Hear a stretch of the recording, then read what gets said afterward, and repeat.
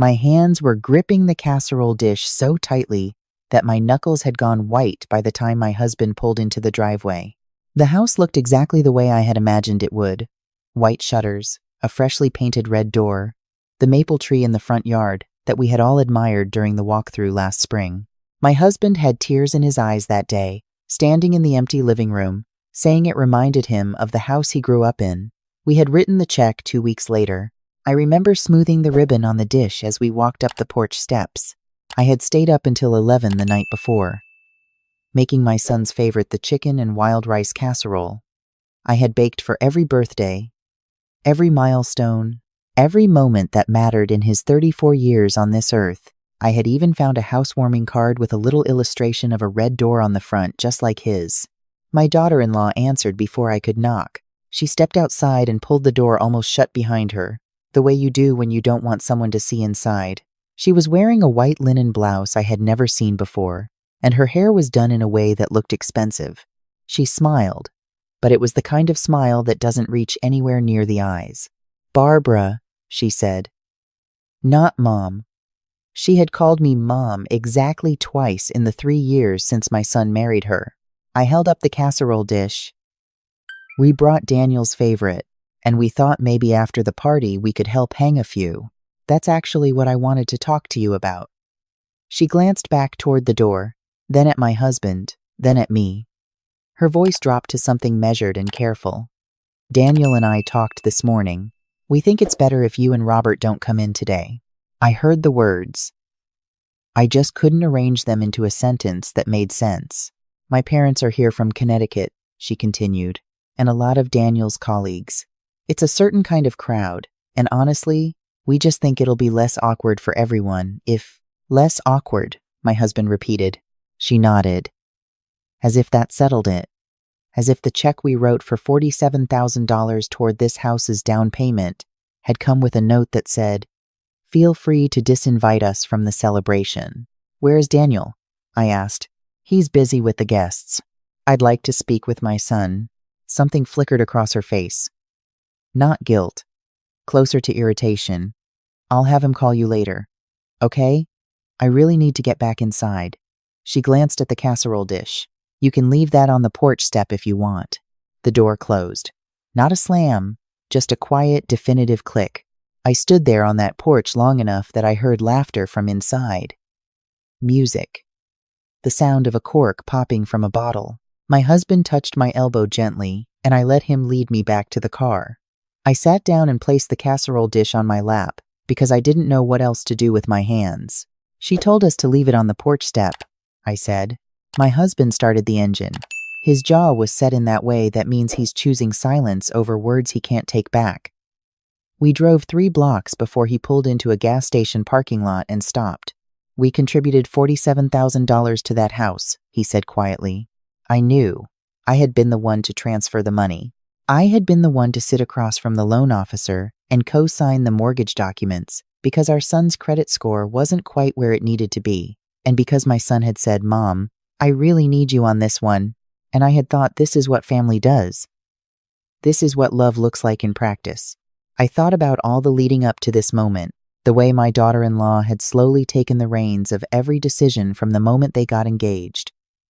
The guest list for the wedding that shrank by 30 people, 20 of whom were from our side. The Christmas Eve tradition my husband and I had kept for 30 years. Disrupted because her family had their own traditions, and Daniel had to choose. He always chose her side of things. I had told myself that was healthy. That was a man who loved his wife, but there is a difference between a man who loves his wife and a man who has quietly handed her a pair of scissors and let her cut every thread connecting him to the people who built him. The casserole dish was still warm on my lap. We drove home in the kind of silence that settles into your bones. The house felt too large when we walked in. I set the dish on the kitchen counter and stood looking at it for a while.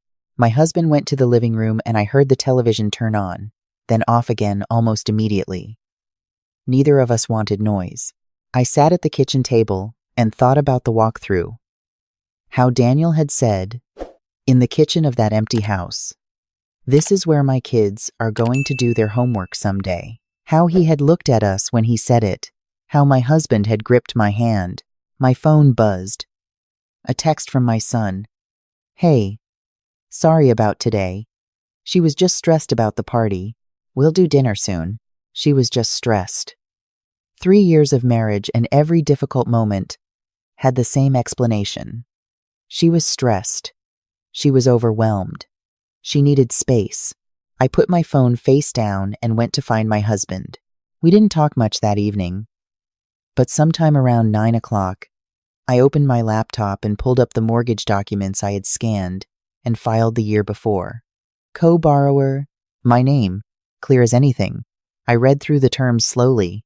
I wasn't a lawyer, but I had spent 30 years as an office manager, and I understood contracts better than most people gave me credit for. I didn't do anything with that information yet. I just let it sit with me, like a stone in my pocket. The dinner my son had promised came 4 days later. He called, not texted, which already felt different. He took us to a restaurant that was a step down from the West Side Grill, where his wife preferred to celebrate things. And he seemed nervous in a way I hadn't seen since he was a teenager, waiting for report cards. He ordered a beer and drank half of it before the appetizers arrived. I'm really sorry about the housewarming, he said. It got complicated. Complicated how? My husband asked. Daniel turned his fork over in his hand. Her parents had opinions about the guest list. They have a certain image. Her dad is a partner at Whitmore and Cross, and the people at the party were mostly from that world. They thought it would be. He stopped. They thought we wouldn't fit in, I said. He didn't deny it.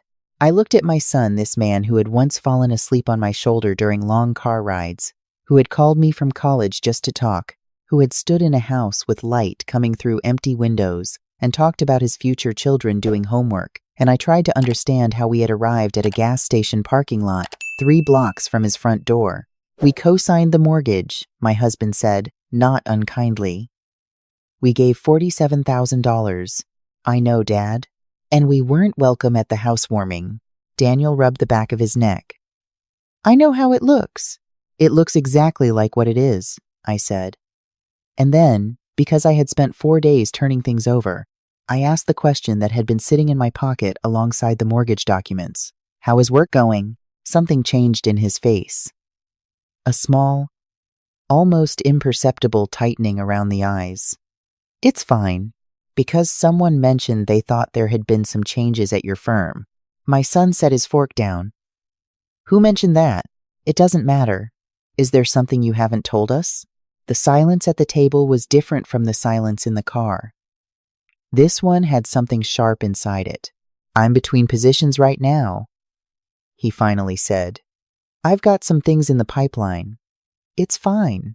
Between positions. I let the phrase sit there for a moment. Since when? Since February.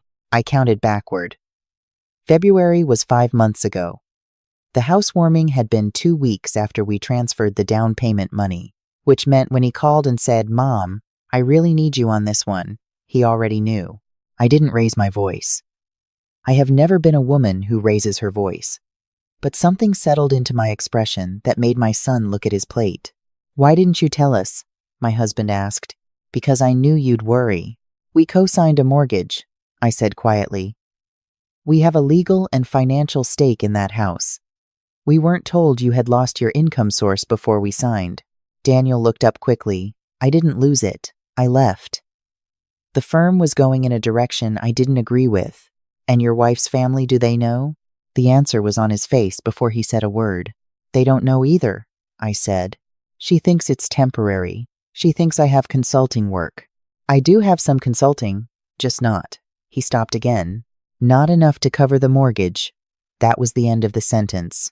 Not enough to cover the mortgage on a house with a $47,000 down payment, contributed by the 2 people he hadn't allowed inside for the housewarming party. We drove home again in silence. But this was a different kind of silence than the night we were turned away from the porch. This one had weight and clarity to it, like air before a storm when you know exactly what's coming. I didn't sleep well. I lay in the dark and thought about a pattern I had been watching for 3 years and explaining away for 3 years. The way our invitations to Sunday dinners were declined more often than accepted.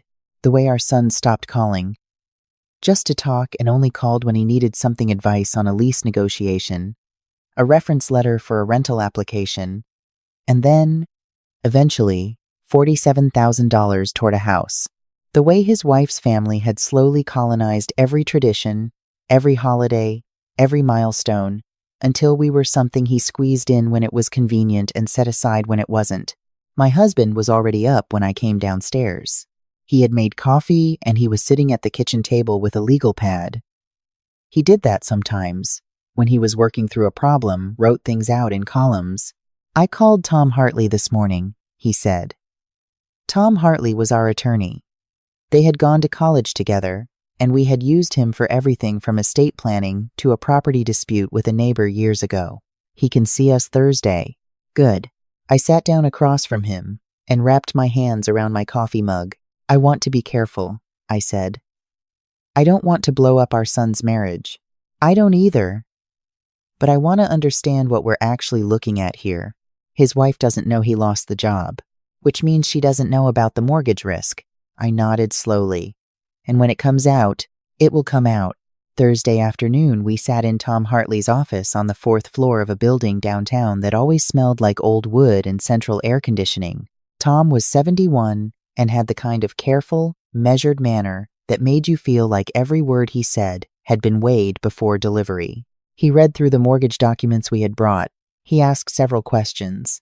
He made notes on a yellow legal pad not unlike the one my husband had used at the kitchen table. "As co-borrowers," he said finally, "you have both rights and responsibilities. If payments are missed, it affects your credit just as it would theirs.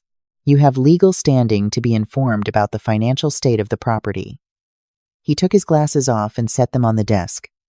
"You also have options you may not have considered. I'd want to look at the co-borrower release clause, whether the lender would consider a restructuring. And I want to talk to you about a few protective measures, given what you've described." "We're not trying to take the house," I said. "I understand that. But you need to know what you're standing on." We left with a folder of information and a follow-up appointment the following week. I felt something on the drive home that I hadn't expected to feel. Not anger, exactly, but a quiet, clear-eyed awareness. For 3 years I had been accommodating. For 3 years I had smiled at Christmas dinners hosted by people who looked at me like I was a guest in my own family. For 3 years I had transferred money and co-signed documents and sent cards that went unacknowledged and showed up with casserole dishes left on porch steps. I had been so focused on keeping the relationship alive that I hadn't noticed what I was actually keeping alive. A week later, my phone rang. It was my daughter-in-law. She had never called me directly. Emails on birthdays. Texts if it was logistically necessary. Never a call. "Barbara," she said, and her voice had lost the careful, managed tone I was used to. She sounded the way you sound when something has cracked open. "I need to ask you something." "Of course. Did you know Daniel wasn't working?" I paused just long enough to be honest without being cruel. "We found out recently."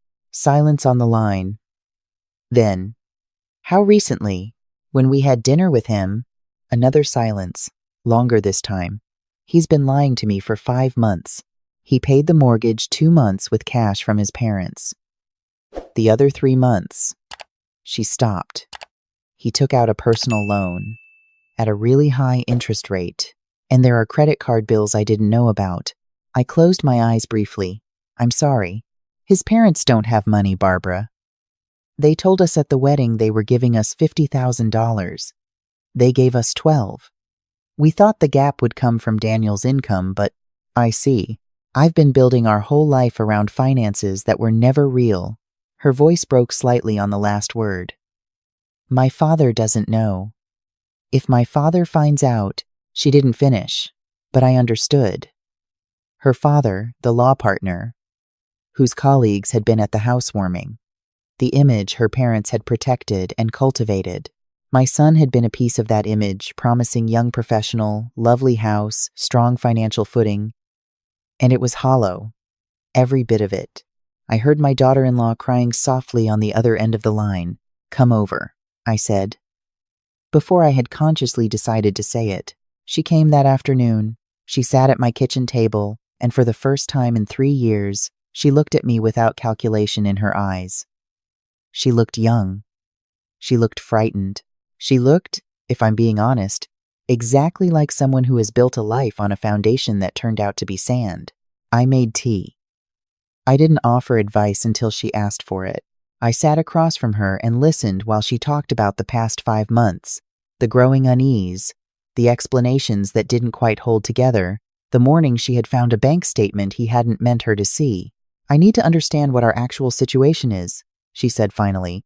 With the house, I walked her through what Tom Hartley had explained to us. Not to frighten her, but because she deserved the truth. And so did my son. The mortgage was manageable if someone was actually paying it. It became something else entirely if no one was. We're not going anywhere, I told her. We're still on that mortgage, but we need to know what we're dealing with. She nodded. Her hands were wrapped around her mug the same way mine had been the morning after the dinner with Daniel. I owe you an apology, she said quietly. For the housewarming, I looked at her. My parents suggested it, and I didn't push back. I should have. You and Robert, she shook her head. You gave us that house, and I let them convince me that you or she stopped. That we were an embarrassment, I said, not unkindly. She flinched. Yes, I considered my response carefully. This was the moment that could go several different ways.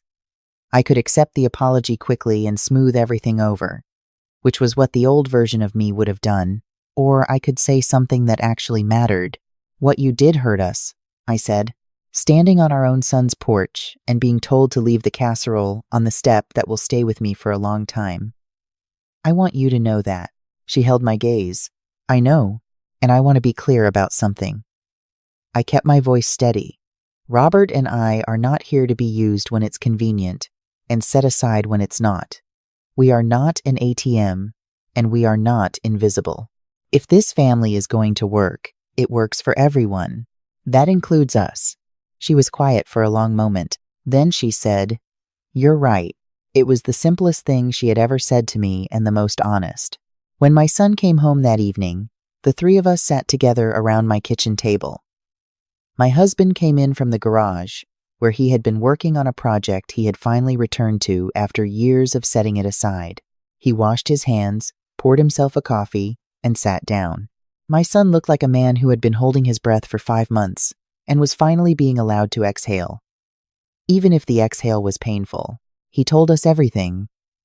The departure from the firm, which had not been a disagreement over direction, but a performance review that had gone badly. The pride that kept him from saying so. The loan at a rate that made my stomach tighten when he named the number. The credit cards he had been cycling payments between, hoping the consulting work would fill the gap before anyone noticed. I was going to fix it, he said, before anyone had to know. But we already knew, my husband said. We were already on the hook. My son looked at his hands. I know, Dad. I know. Why didn't you come to us? I asked. He was quiet for a moment. Because I was embarrassed. Because I'd let her family's opinion become more important than my own good sense. Because I'd spent 2 years trying to look like the kind of man her father respects, and asking my parents for help didn't fit that picture. He looked up. I'm sorry, Mom, for all of it. For the housewarming especially. His voice was rough at the edges. You didn't deserve to be left on the porch. You don't deserve any of this. It wasn't a performance. I had watched my son's face for 34 years, and I knew the difference between a managed apology and a real one. This was real, and it cost him something to say it. I reached across the table and put my hand over his. I know, I said. We're going to figure this out. The weeks that followed were not simple. Nothing real ever is. Robert and I met with Tom Hartley twice more. We restructured our involvement in the mortgage not by removing ourselves, but by formalizing the terms, creating documentation that made clear what our contribution had been and what protections we needed going forward. Tom called it common sense for anyone in our position. I called it what happens when love stops being enough of a plan. My son took a position with a smaller firm than the one he had left. less prestigious by the standards of my daughter-in-law's father. My son seemed lighter when he talked about it. He called me one evening, just to talk, for the first time in 2 years, and I sat in the kitchen listening to him describe his new colleagues and felt something unknot in my chest. My daughter-in-law found her own footing in the changed landscape. She was someone who had been raised to maintain appearances, and she had to learn, in real time, how to live without them. It wasn't easy for her, and I won't pretend I always had patience. There were dinners that were stilted, and conversations that felt careful in ways that made me tired. But she was trying. I could see it in the small, unglamorous ways. She tried calling me to ask a genuine question instead of to manage a situation, showing up at our house one Sunday afternoon just because she was in the neighborhood and thought we might like company. Her parents came to visit in September.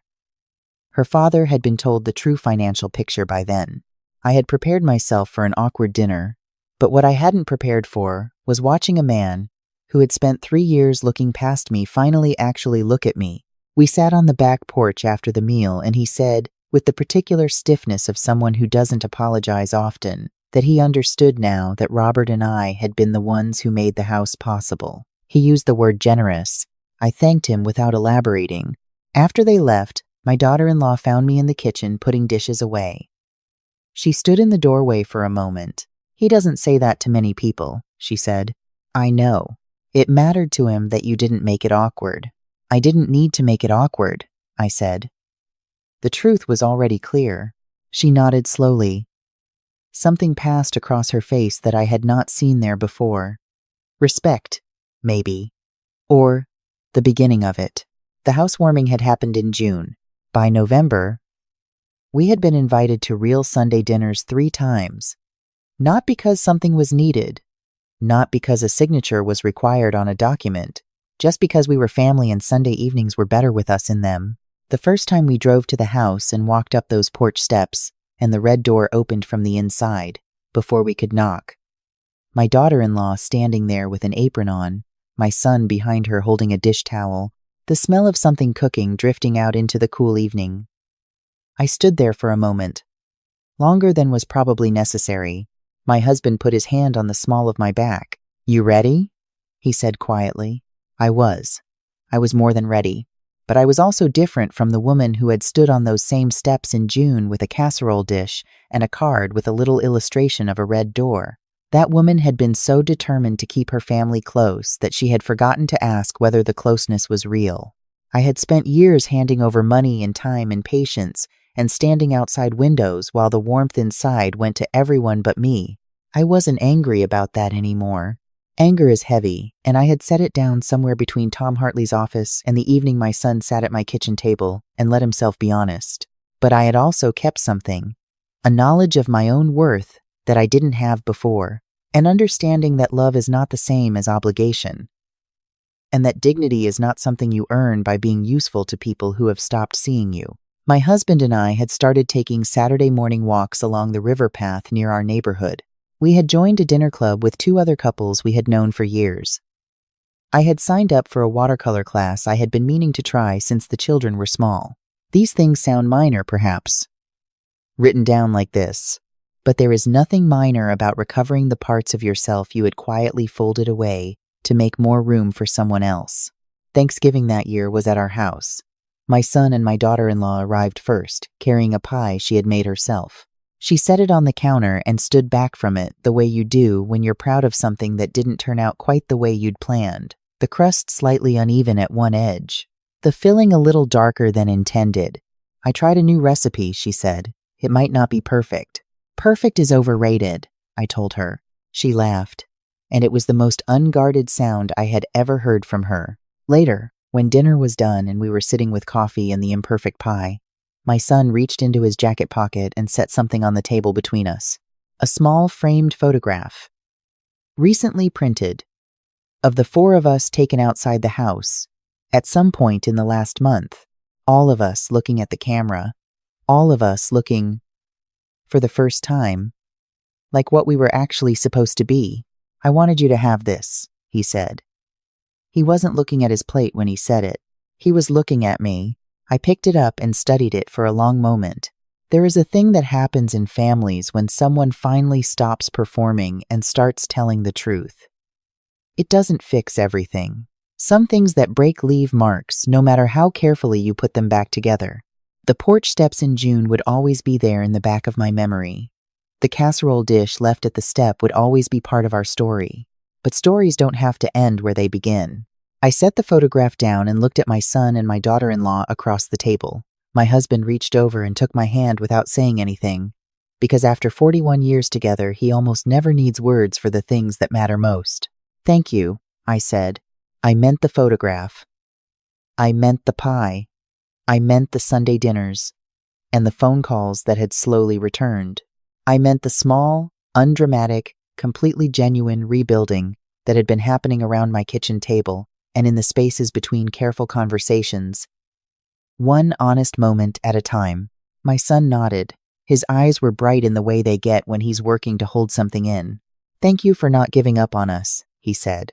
I thought about that for a moment, the long way we had traveled to arrive at a Thanksgiving table with imperfect pie and a framed photograph and something honest sitting between us where the distance used to be. "You're my son," I said simply. "Where else would I go?"